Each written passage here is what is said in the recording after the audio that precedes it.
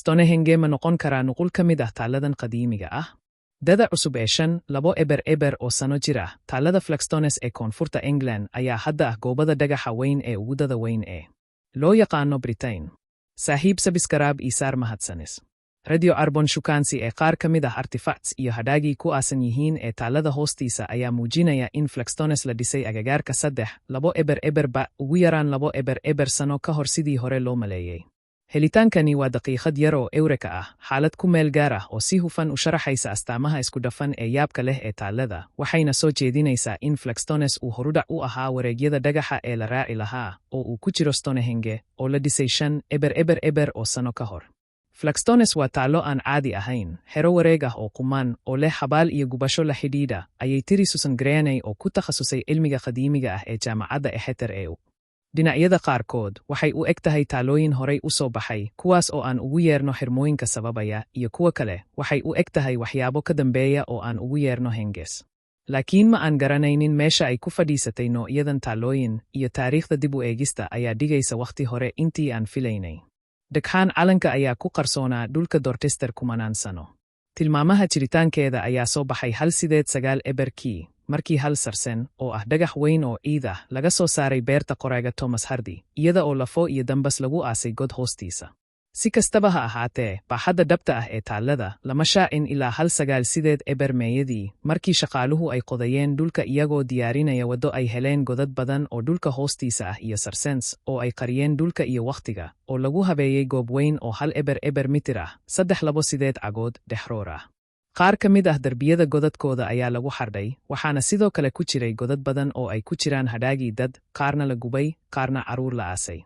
Cilmi baarayaasha qadiimiga ah waxay barbar dhigeen goobo wareeg ah oo isku mid ah, oo dhammaantood leh godad iyo gubasho, iyo maqnaanshaha calaamado kale oo farshaxan ah, oo soo jeedinaya ugu yaraan ujeedo dug ah. Taaladii calanka ee Dorset Predatest Stonehenge.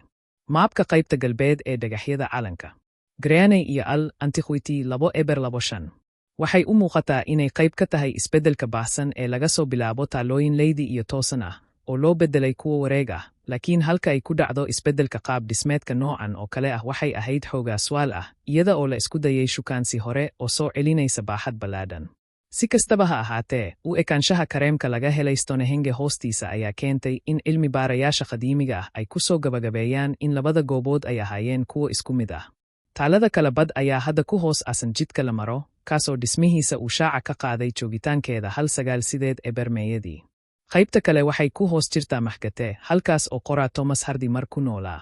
Graney iyo asxaabteedu waxay sameeyeen 2-3 cabir shukaansi Radio Arbon oo cusub, oo u badan agabyo laga soo ururiyey goobta intii lagu jiray qodista 1,906 iyo 1,907, oo ay ku jiraan kareemyo, lafaha bini'aadamka oo aan gubin, agabka qudaarta iyo dhuxusha. Natiijooyinkoodu waxay soo jeedinayaan in waxqabadkii ugu horeeyey, oo ay ku jiraan qodista godadka, ay dhaceen qiyaastii 365. Xayndaabka wareegtada ah ayaa yimid 100 sano kadib, 3,200, iyada oo xabaaladii la dhigay isla markiiba.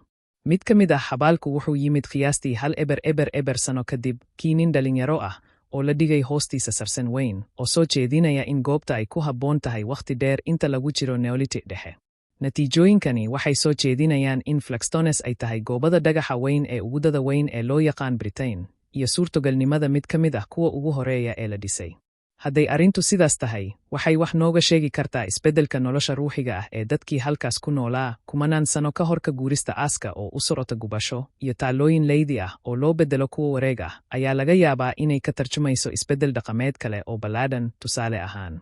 Taariikhda soo jireenka ah ee Flagstones ayaa lagama maarmaan u ah fahamka isbeddelka ee xafladaha iyo aaska ee Britain. Graney ayaa yidhi. Taalada walaasha ee Flagstones waa Stonehenge, oo wejigiisa koowaad uu ku dhow yahay isku mid, laakiin waxay ku beegan tahay qiyaastii 2,900. Stonehenge ma noqon karaa nuqul ka mid ah Flagstones? Si kasta oo ay jawaabtu tahay, natiijadu waxay tilmaamaysaa hodan, nolol ruuxi ah oo adag iyo xidhiidhka dhimashada, kumanaan sano kadib, waxaan kaliya qabsan karnaa.